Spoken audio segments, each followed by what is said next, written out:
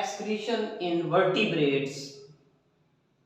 इससे पहले लेक्चर में हमने बात की थी कि इन वर्टिब्रेट्स के अंदर नाइट्रोजनस वेस्ट को बॉडी से कैसे बाहर निकाला जाता है। उसमें सबसे पहले हमने प्लैनेरिया की बात की थी, उसके बाद हमने बात की अर्थवर्म की, और फिर हमने कॉकरोच के एक्सक्रीटरी सिस्टम के बारे में पढ़ा था। आज हम नेक्स्ट बात करते हैं वर्टिब्रेट्स के एक्सक्रीटरी सिस्टम की। सबसे पहली बात डियर स्टूडेंट्स कि वर्टिब्रेट्स कौन से होते हैं। तो वर्टिब्रेट्स ऐसे ऑर्गेनिजम्स को कहा जाता है कि जिनके अंदर बैकबोन प्रेजेंट होती है। क्या प्रेजेंट होती है? बैकबोन या वर्टिब्रल कॉलम आप कहते हैं कि ऐसे ऑर्गेनिजम्स जिनके अंदर वर्टिब्रल कॉलम प्रेजेंट होता है उनको हम वर्टिब्रेट्स कहते हैं। अब जो वर्टिब्रेट्स हैं ये इनवर्टिब्रेट्स की निस्बत कॉम्प्लेक्स होते हैं। इनवर्टिब्रेट्स सिंपल होते हैं लेकिन जो वर्टिब्रेट्स हैं ये कॉम्प्लेक्स होते हैं। इनके अंदर जो स्ट्रक्चर्स हैं वो कॉम्प्लेक्स होती हैं। इनके बॉडी के जितने भी सिस्टम्स होते हैं वो भी कॉम्प्लेक्स होते हैं, क्योंकि जैसे जैसे हम फॉरवर्ड मूव कर रहे हैं तो हम कॉम्प्लेक्स ऑर्गेनिज्म की तरफ आ रहे हैं। हमने सबसे पहले बात की थी प्लैनेरिया की, सिंपल ऑर्गेनिज्म था, उससे थोड़ा सा कॉम्प्लेक्स था जब हमने नेक्स्ट बात की थी अर्थवर्म की। फिर उसके बाद हमने बात की अर्थवर्म के बाद कॉकरोच की, और कॉकरोच के बाद हम आज वर्टिब्रेट्स की बात कर रहे हैं। तो अगर हम प्लैनेरिया की बात करें, जैसा कि आपने पहले पढ़ा था, तो वहां पे सिंपलेस्ट टाइप का एक्सक्रीटरी सिस्टम था, प्रोटोनेफ्रीडियम प्रेजेंट था। एक सिंगल लॉन्ग ट्यूब थी, उसमें फ्लेम सेल प्रेजेंट थे और उन्हीं के थ्रू वेस्ट प्रोडक्ट की एक्सक्रीशन होती थी। तो ये प्लैनेरिया में ऐसा था। फिर हमने देखा कि जैसे ही हम प्लैनेरिया से आए मेटानेफ्रीडियम की तरफ, जैसे ही हमने अर्थवर्म की तरफ मूव किया तो अर्थवर्म का जो एक्सक्रीटरी सिस्टम था वो प्लैनेरिया से बेहतर था। कैसे बेहतर था? अर्थवर्म के अंदर हमने देखा 2 ओपनिंग्स थी, नेफ्रोस्टोम और नेफ्रिडियोकोर, लेकिन प्लैनेरिया में सिंगल ओपनिंग थी। फिर हमने बात की कि यहाँ पे वेस्ट प्रोडक्ट जब जा रहे थे तो वहां से रीअब्जॉर्प्शन का प्रोसेस था। जो यूजफुल सब्सटेंसेस थे उनको रीअब्जॉर्ब किया गया था, ब्लड कैपिलरीज का नेटवर्क था, लेकिन प्रोटोनेफ्रीडियम में ऐसा कोई नेटवर्क भी नहीं था। फिर हमने बात की जब कॉकरोच की, तो उसमें मालिफिजियन ट्यूब्यूल्स प्रेजेंट थी। अगर हम वर्टिब्रेट्स की बात करें तो वर्टिब्रेट्स में सबसे पहले जिनके अंदर हमें किडनी नजर आया, किसी भी लिविंग ऑर्गेनिज्म के अंदर सबसे पहला किडनी जो हमें देखने को मिला वो मिला था हैगफिश के अंदर, जो कि एक वर्टिब्रेट है, फिश से बिलोंग करती है हैगफिश, और इसके अंदर सबसे पहले हमें किडनी देखने को मिला।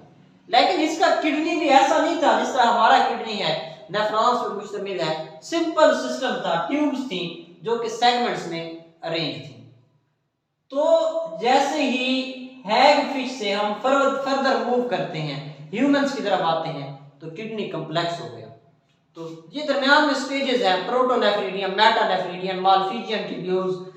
किडनी है लेकिन उसमें ट्यूब्स होती हैं जो कि सेगमेंटली अरेंज होती हैं। फिर उसके बाद नेफ्रॉन वाला किडनी देखने को मिला जो कि ह्यूमंस के अंदर था।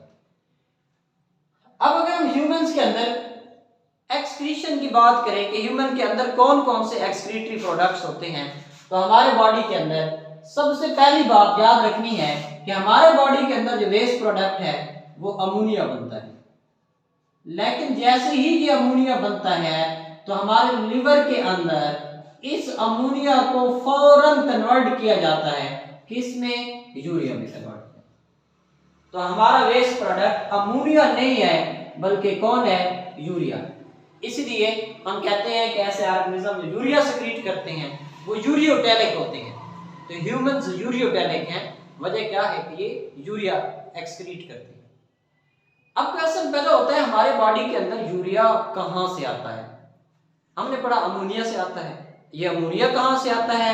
तो अमोनिया हमारे बॉडी के अंदर आता है जब हम प्रोटीन्स खाते हैं। तो प्रोटीन्स के अंदर होते हैं अमाइनो एसिड्स। प्रोटीन की ब्रेकडाउन होती है, अमाइनो एसिड बनते हैं। और जब अमाइनो एसिड को तोड़ा जाता है तो अमाइनो एसिड की ब्रेकडाउन से हमारे बॉडी के अंदर यूरिया बनता है। ये यूरिया हमारा वेस्ट है, ये हमारा एक्सक्रीटरी प्रोडक्ट है, हमने इसको बॉडी से बाहर निकालना होता है। तो पहला हमारा वेस्ट प्रोडक्ट यूरिया कहां से आया? अमाइनो एसिड की ब्रेकडाउन से। और जब अमाइनो एसिड को तोड़ा जाता है तो उसकी ब्रेकडाउन से यूरिया पैदा होता है। Second, uric acid. Uric acid जो है ये हमारे बॉडी के अंदर आता है जब हम खुराक खाते हैं, फॉर एग्जांपल चिकन खाते हैं, पल्सेस, एग्स वगैरह, तो इनके अंदर न्यूक्लिक एसिड होता है, डीएनए होता है या आरएनए होता है। और डीएनए और आरएनए के अंदर नाइट्रोजनस बेसेस होती हैं, प्योरीन और पायरिमिडीन्स।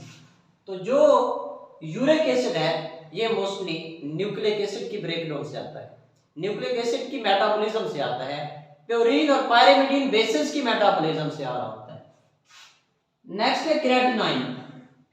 हमारे मसल के अंदर एक प्रोटीन पाई जाती है केराटिन।